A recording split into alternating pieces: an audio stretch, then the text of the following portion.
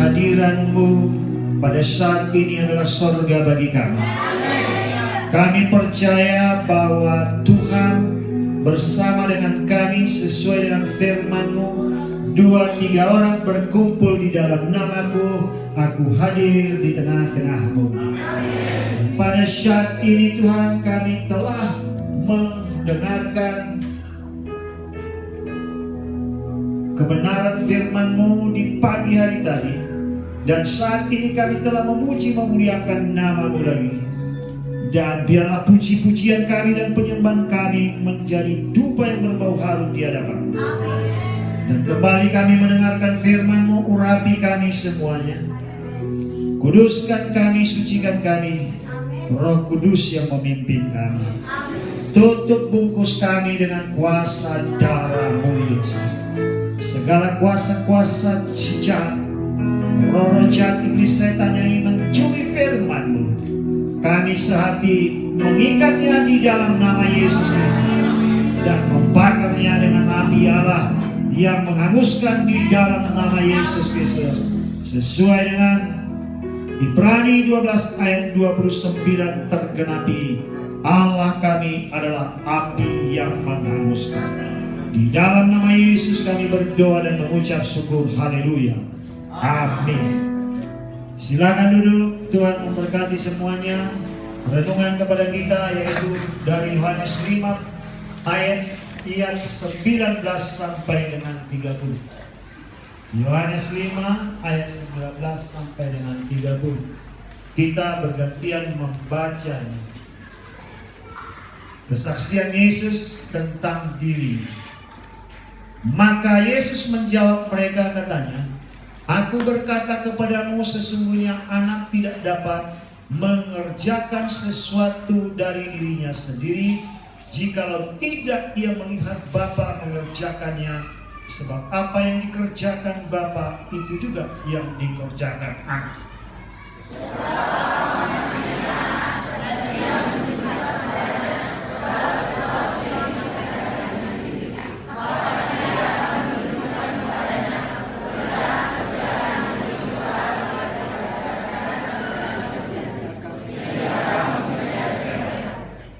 Sebab sama seperti Bapa membangkitkan orang-orang mati dan menghidupkannya, demikian juga Anak menghidupkan barang siapa yang dikehendakinya.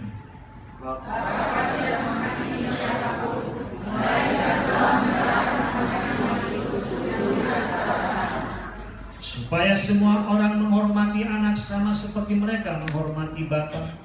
Barang siapa tidak menghormati Anak, ia juga tidak menghormati Bapa yang mengutus dia.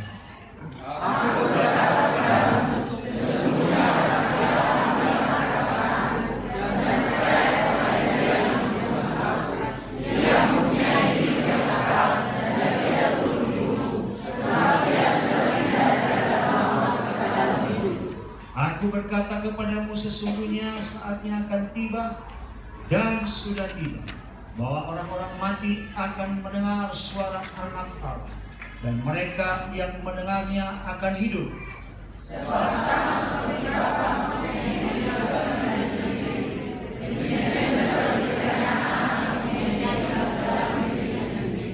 Dan ia telah memberikan kuasa kepadanya untuk menghakimi, karena ia adalah Anak manusia.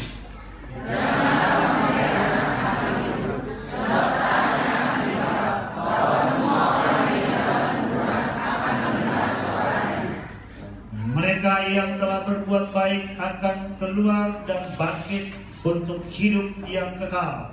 Tetapi mereka yang telah berbuat jahat akan bangkit untuk dihukum. Aku tidak dapat berbuat apa-apa dari diri sendiri. Aku mengasihi sesuai dengan apa yang aku dengar dan menghakimi lagi. Sebab aku tidak memiliki atas sendiri, melainkan sebenarnya yang mengutuskan. Jemaat yang diberkati oleh Tuhan, kesaksian Yesus tentang dirinya ini terjadi setelah Tuhan Yesus menyembuhkan yang sakit kusta yang berumur 38 tahun. di kolam yang disebut Bethesda.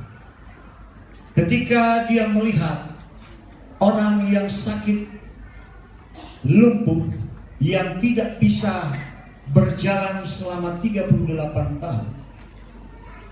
Dia berkata kepada orang yang lumpuh ini, "Maukah engkau sembuh?" Dan ketika ditanya kepadanya, dia tidak menjawab apakah dia mau sembuh atau tidak. Tapi dia menjelaskan kepada Tuhan Yesus Kristus bahwa ketika air dalam kolam itu bergoncang dan malaikat Allah turun, namun tidak ada yang mengangkatnya untuk masuk ke dalam kolam itu, sehingga dia tidak mengalami kesembuhan. Karena orang yang pertama masuk di dalam kolam yang digoncang oleh malaikat Tuhan itu, maka kesembuhan akan terjadi. Tetapi Yesus berkata, "Maukah engkau sembuh?" Dan Yesus melanjutkan perkataannya, "Bangunlah, bangkitlah, angkatlah tilammu dan berjalanlah." Dan orang yang sakit lumpuh yang 38 tahun ini, dia menuruti perintah Tuhan. Dan ketika dia bangun, mengangkat tilamnya dan berjalan, maka orang-orang Yahudi bertanya kepadanya, bahkan memberitahukan kepadanya, "Hari ini adalah hari Sabat, tidak boleh engkau mengangkat tilammu." Dan dia berkata, "Orang yang menyembuhkan aku itulah yang memerintahkan aku untuk mengangkat tilammu." Dan mereka bertanya kepadanya, "Siapakah dia?" Dan dia tidak tahu, karena Yesus telah pergi di antara orang-orang yang banyak itu. Dan orang yang sudah sembuh dari penyakitnya ini masuk di dalam rumah ibadah atau di dalam sinagog. Dan dia bertemu dengan Tuhan Yesus Kristus, dan Yesus berkata kepadanya, "Engkau sudah sembuh, jangan berbuat dosa lagi, supaya kamu tidak mengalami yang lebih parah lagi." Saudara yang diberkati oleh Tuhan, dan setelah dia bertemu dengan Tuhan Yesus, dia keluar, dia bersaksi kepada orang-orang Yahudi bahwa Yesuslah yang menyembuhkannya. Dan pada saat yang sama, Yesus berbicara kepada orang-orang Yahudi bahwa Bapakku sampai hari ini bekerja, maka aku pun bekerja. Dan orang Yahudi ini marah, merencanakan pembunuhan terhadap Tuhan kita Yesus Kristus. Mereka mau menghakimi Tuhan kita Yesus Kristus. Dan Yesus menjawab kepada mereka, "Aku berkata kepadamu, sesungguhnya anak tidak dapat mengerjakan sesuatu dari dirinya sendiri, tetapi dia dapat mengerjakannya apa yang dikerjakan oleh Bapa, itulah yang dikerjakan." Saudara yang diberkati oleh Tuhan, mengapa Yesus mengatakan ini? Karena mereka mengatakan bahwa tidak boleh mengangkat tilam atau bekerja pada hari Sabat. Dan tegas Tuhan Yesus mengatakan kepada mereka, "Bukan dari diriku melakukan pekerjaan ini, tapi oleh karena Bapa dari surga yang mengerjakannya, dan otoritas telah diberikan kepada Yesus Kristus." Saudara yang diberkati oleh Tuhan, dan dikatakan oleh Tuhan kita Yesus Kristus, sebab Bapa mengasihi aku, dan Ia menunjukkan kepadanya segala sesuatu yang dikerjakan sendiri, bahkan ia akan menunjukkan kepadanya pekerjaan-pekerjaan yang lebih besar lagi daripada pekerjaan-pekerjaan itu, sehingga kamu menjadi heran. Dan Yesus menyatakan dengan tegas kepada mereka, karena Bapakku mengasihi aku, maka dia menunjukkan kepadaku apa yang harus aku lakukan. Apa yang kamu lihat pada saat ini, yaitu menyembuhkan orang yang lumpuh, itu belum seberapa. Masih ada lagi yang lebih hebat daripada itu, yaitu Yesus membangkitkan orang yang mati, seperti yang dilakukan oleh Tuhan kita Yesus Kristus kepada anak kepala rumah ibadat, yaitu perempuan, di mana anaknya sakit dan dia datang kepada Yesus, dia menyembah kepada Tuhan Yesus. Dan ketika dia menyembah kepada Tuhan Yesus, dan dia berkata, Tuhan, anak saya yang perempuan telah meninggal. Letakkanlah tanganmu kepadanya, maka dia akan sembuh. Saudara yang diberkati oleh Tuhan, maka Yesus berkata, ya, aku datang. Dan berangkatlah Tuhan Yesus Kristus kepada rumah ibadat itu. Dan ketika dia sampai, dan dia berkata kepada orang banyak di situ, dia tidur. Dan mereka menertawakan Yesus. Lalu kata Yesus kepada mereka bahwa dia tidur. Yesus masuk memegang tangan anak itu, lalu bangkitlah anak itu. Saudara yang diberkati, Tuhan Yesus melakukan mukjizat yang lebih besar dari orang yang sakit lumpuh itu. Orang mati dibangkitkan. Mungkin imanmu selama ini mati, Tuhan bisa membangkitkan iman. Amin. Mungkin suamimu tidak datang ke gereja pada hari ini. Datanglah kepada Yesus. Katakan kepada Yesus, Tuhan, suamiku sudah lama tidak beribadah kepada-Mu. Jamahlah hatinya. Pasti Tuhan akan datang menjamahnya. Saudara yang diberkati oleh Tuhan, maka dikatakan lagi bahwa sama seperti Bapa membangkitkan orang mati dan menghidupkannya, demikian juga Anak menghidupkan barang siapa yang dikehendaki. Jadi Yesus Kristus berpedoman kepada Allah Bapa, di mana Allah Bapa telah membangkitkan Tuhan kita Yesus Kristus dari antara orang mati. Perut bumi yang mengubur Yesus tidak dapat menahannya hanya 3 hari 3 malam. Mengapa? Untuk menggenapkan firman Allah di dalam Matius, di dalam Kejadian 3 ayat yang ke-15 yang mengatakan, Aku akan mengadakan permusuhan antara engkau dengan perempuan itu, dan antara keturunanmu dan keturunannya, dan keturunannya akan meremukkan kepalamu, dan keturunanmu akan meremukkan tulangmu.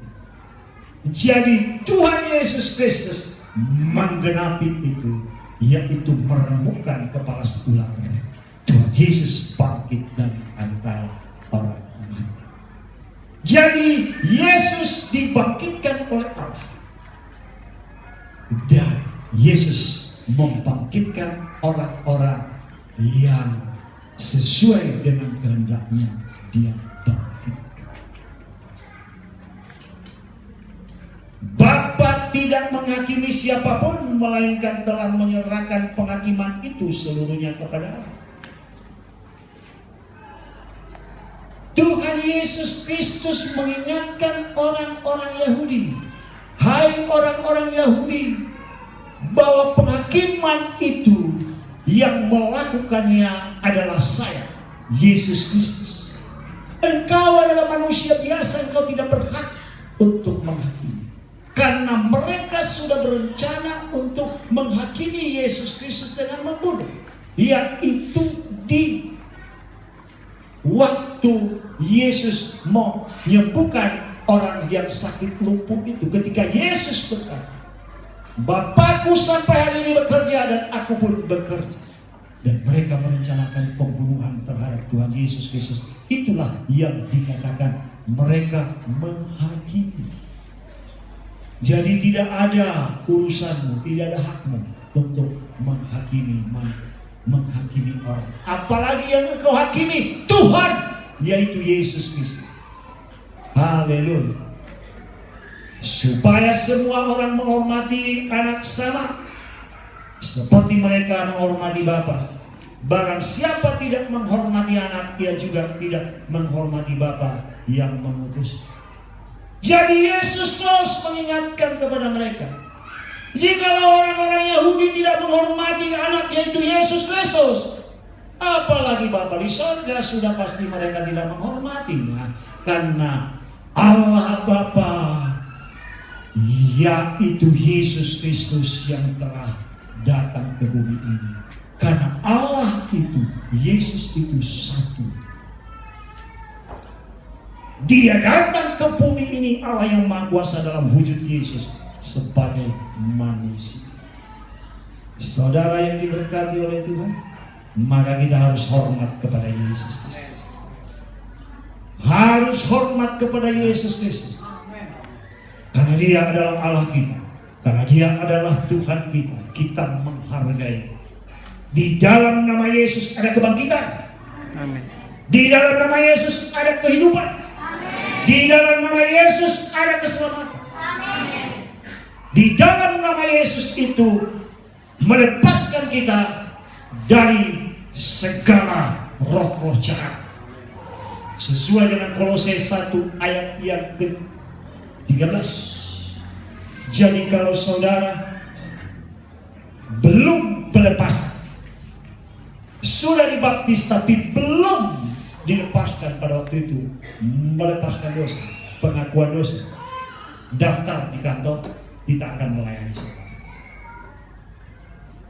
Dan sama sekali tidak dibaptis, tidak diadakan pelepasan juga, maka kita melayani saudara.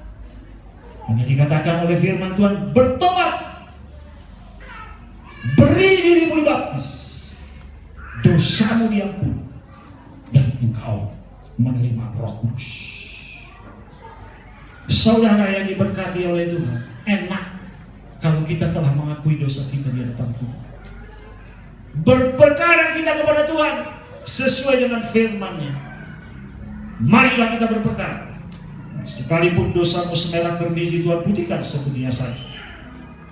Sekalipun dosamu semerah kain kesumat, Tuhan putihkan seputihnya bidau. Semerah darah apapun, Tuhan bisa menyucikannya dengan darahnya sendiri. Di dalam Kolose 1 ayat 14, Yesus Kristuslah yang mengampuni kita. Dan dia membawa kita kepada kerajaannya. Saudara yang diberkati oleh Tuhan, ayat yang ke-24, aku berkata kepadamu, sesungguhnya barang siapa mendengar perkataanku dan percaya kepada dia yang mengutus aku, ia mempunyai hidup kekal dan tidak turut dihukum, sebab ia sudah pindah dari dalam maut ke dalam hidup. Sesungguhnya barang siapa yang mendengar perkataan Tuhan Yesus dan percaya kepada dia yang mengutus Yesus, yaitu Allah yang Maha Kuasa, maka engkau memperoleh hidup yang kekal dan pindah engkau dari maut kepada hidup.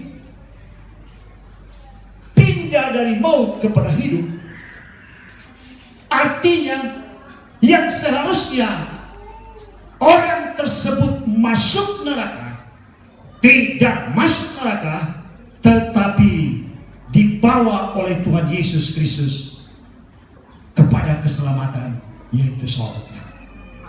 Amin. Jikalau engkau mendengar suara Tuhan Yesus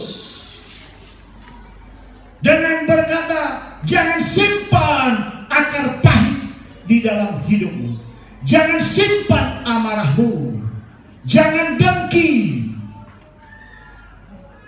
maka engkau akan hidup kekal. Dikatakan hidup kekal. Hidup kekal di mana? Yaitu hidup kekal di surga.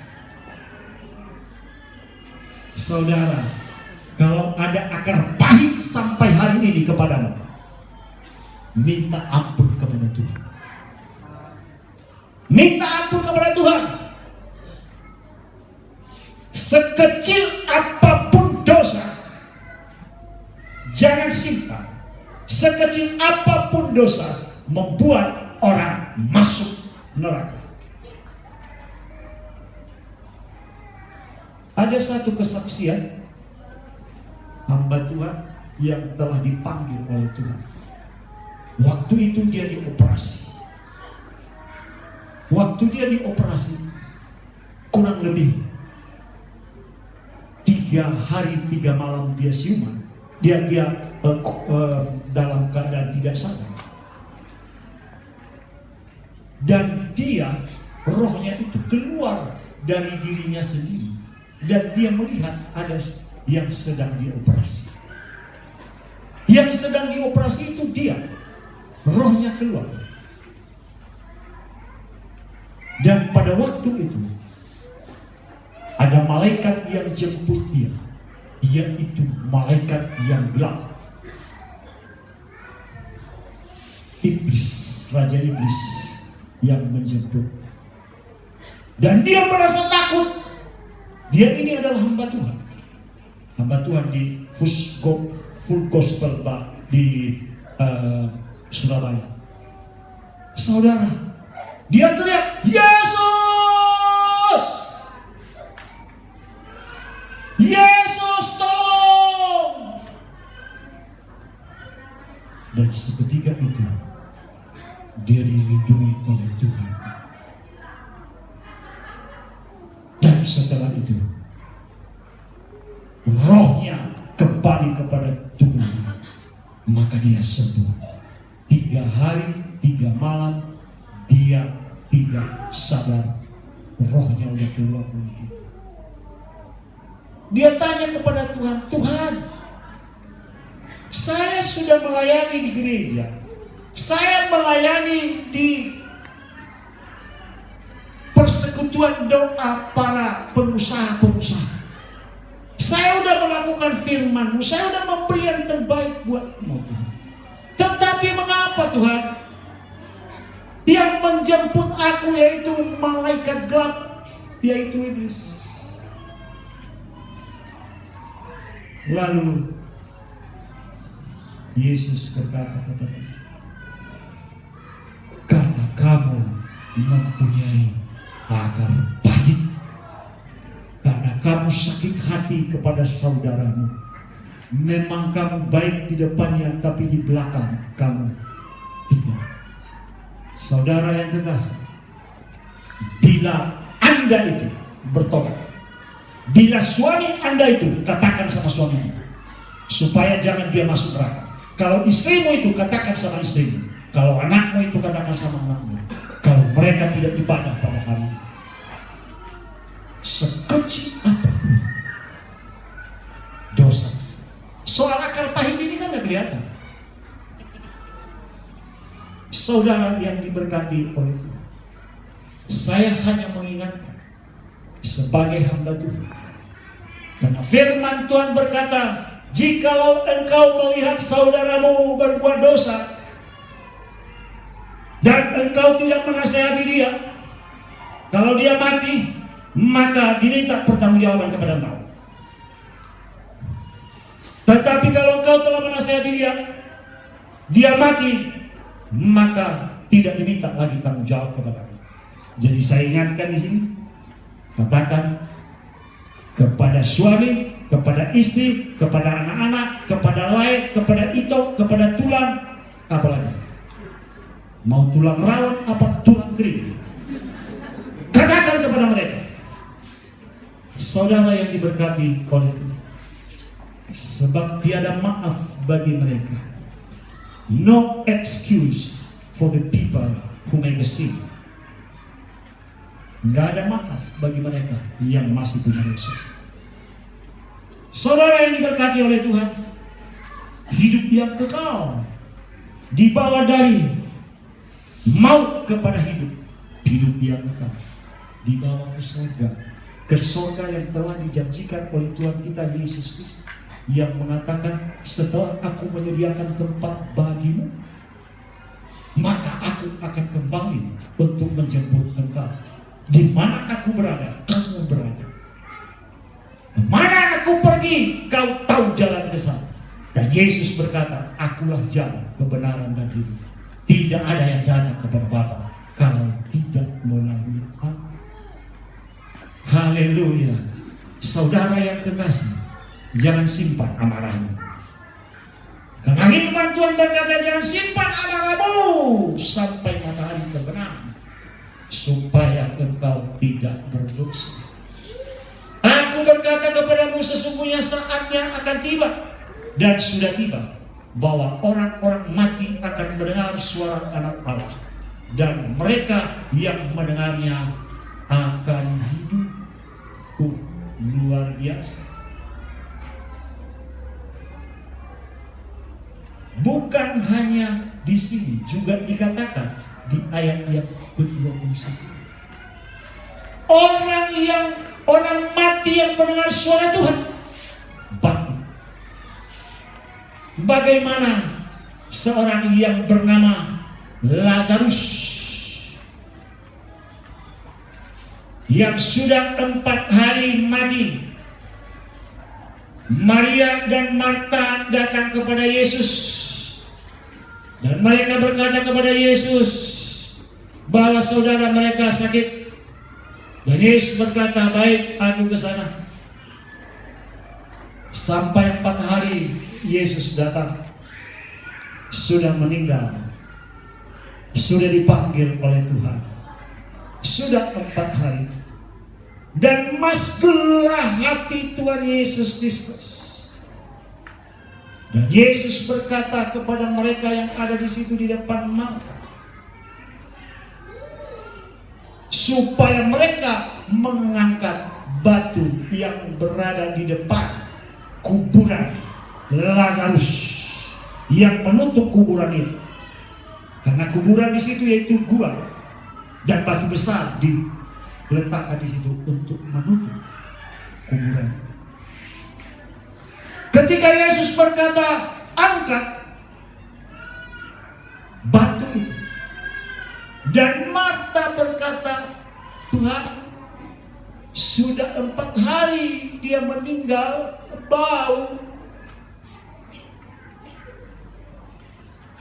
Pernah saudara melihat orang yang meninggal dan bau bangkai? Halo yang ngantuk, bangun. Saudara yang diberkati, bau. Ketika dikatakan oleh Marta sudah 4 hari dia mati, bau, yaitu Marta tidak percaya bahwa Yesus Kristus akan sanggup membangkitkan orang mati itu. Ada kekhawatiran, ada kesangsian. Mungkin sudah mati rohanimu, mati kerohanianmu, mati kerohanian suamimu dan istri anak. Datanglah kepada Yesus. Katakan, Tuhan, enggak tahu mengapa suamiku begini. Datang sih ke gereja, tapi hatinya jauh dari Tuhan. Saudara yang diberkati oleh Tuhan. Dan ketika selesai berbicara, Marta dan Yesus berkata, bukankah saya katakan, percayalah, maka Tuhan akan dimuliakan. Arti bahwa percaya sajalah kepada Tuhan Yesus, kepadaku, kata Tuhan Yesus, maka kemuliaan Allah akan dinyatakan. Amen. Makanya ada doa, mintalah di dalam namaku, maka aku akan melakukannya kepadamu, supaya nama Bapa dimuliakan di dalam nama Anak. Amen. Mereka minta supaya dibangkitkan Lazarus, supaya nama Bapa dimuliakan di dalam nama Anak. Haleluya. Dan apa yang dikatakan oleh Tuhan Yesus Kristus? Dia katakan, Lazarus, marilah keluar. Lazarus, marilah keluar. Dan dia bangkit dari kematiannya setelah 4 hari. Mengapa 4 hari? Karena orang-orang Yahudi percaya bahwa pada hari yang ketiga akan bangkit seseorang. Tetapi ramalan mereka itu salah. Ini hari keempat orang bisa bangkit. Dan kita akan, kalau orang yang sudah mati nanti pada waktu kedatangan Tuhan Yesus Kristus yang kedua kali, maka Tuhan akan membangkitkan semua orang mati. Bahkan ketika Yesus Kristus mati di atas kayu salib dan bangkit dari antara orang, maka orang-orang kudusnya Tuhan bangkit semua dari kuburan-kuburan. Luar biasa Tuhan kita Yesus Kristus. Luar biasa, bangkitlah. Saudara yang diberkati oleh Tuhan. Dan yang terakhir dikatakan, dan mereka yang telah berbuat baik akan keluar dan bangkit untuk hidup yang kekal, tetapi mereka yang telah berbuat jahat akan bangkit untuk dihukum. Pada waktu Yesus mengadakan pengadilan, kedatangan Tuhan kita Yesus Kristus, Dia membangkitkan semua orang. Dan mereka keluar dari dalam kubur. Dan orang-orang yang melakukan kejahatan, melakukan dosa, mereka bangkit untuk dihukum. Dan mereka yang berbuat baik akan bangkit untuk hidup yang kekal. Jadi hak penghakiman itu adalah dari Tuhan kita Yesus Kristus. Firman Tuhan berkata, akulah kebangkitan dan hidup. Barang siapa yang percaya kepadaku, ia akan hidup walaupun ia sudah mati. Barang siapa yang percaya kepada Yesus Kristus, dia akan dibangkitkan, dia akan hidup walaupun dia sudah mati. Dibangkitkan oleh Tuhan kita Yesus Kristus. Saudara yang diberkati oleh Tuhan, mungkin keluargamu ada yang mati rohani, enggak mau datang beribadah, enggak mau berdoa, enggak mau menyembah kepada Tuhan. Kita doakan mereka. Mungkin engkau juga Kristen, tetapi tetapi belum mengakui dosa di hadapan Tuhan. Belum pelepasan. Mungkin engkau pelayan, tapi belum pelepasan. Daftar dirimu di gereja. Bisa hari ini engkau daftar, bisa besok, bisa kapan saja, tapi secepatnya. Karena kadang-kadang bisa dilayani sampai 6 jam, 8 jam satu orang. Karena daftar dosanya banyak, kadang-kadang sampai 100.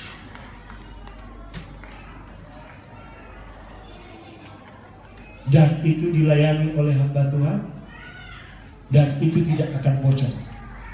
Rahasia perusahaanmu, rahasia dosamu tidak akan dibocor. Kami siap melayani saudara. Jangan tunda.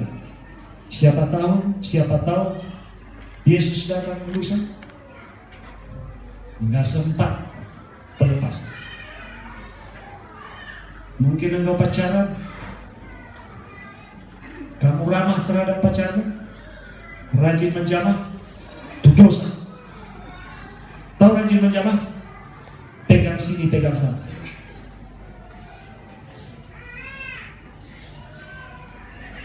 Dilepaskan itu semua.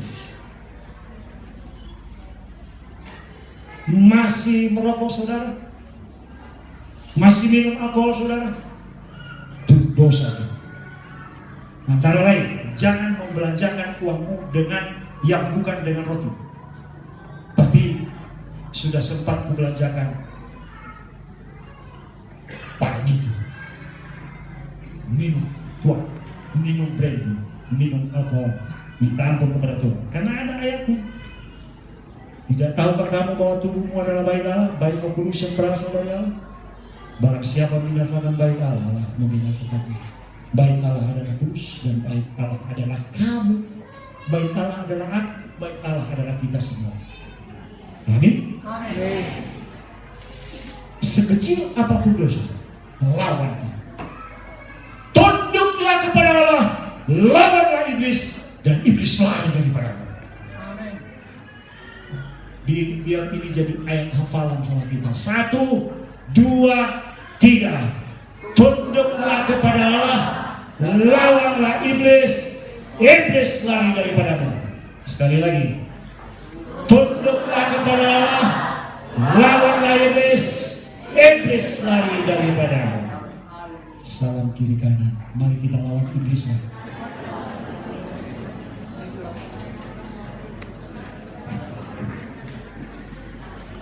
Haleluya, mari. Amin.